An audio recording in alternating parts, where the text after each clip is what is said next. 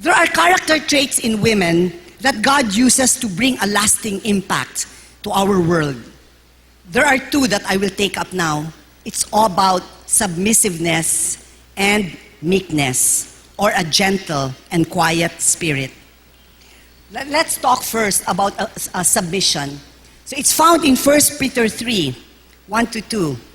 Wives, in the same way, it's 1-6 actually. So here, in the same way, submit yourselves to your own husband, so that if any of them do not believe the word, they may be won over without words by the behavior of their wives, when they see the purity and reverence of your lives.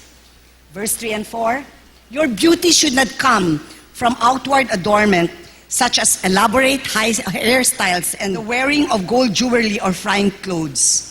Rather, it should be that of your inner self, the unfading beauty of a gentle and quiet spirit, which is of great worth in God's sight.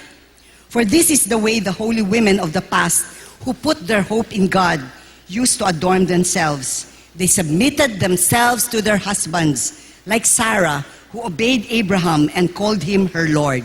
You are her daughters if you do what is right and do not give way to fear. So many men and women who do not understand the Bible, the biblical roles, no?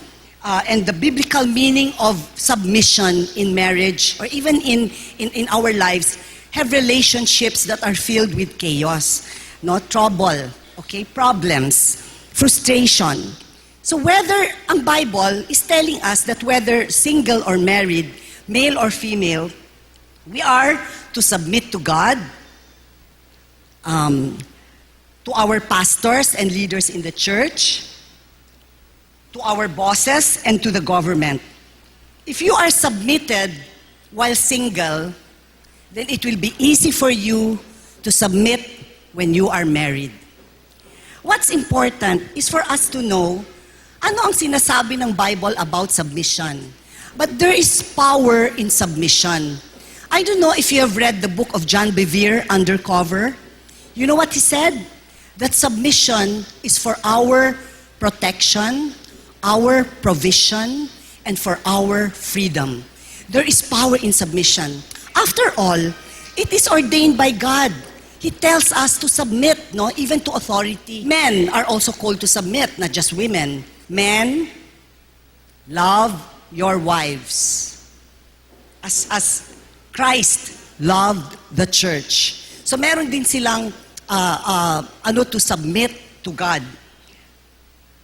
So submission in marriage is not an option.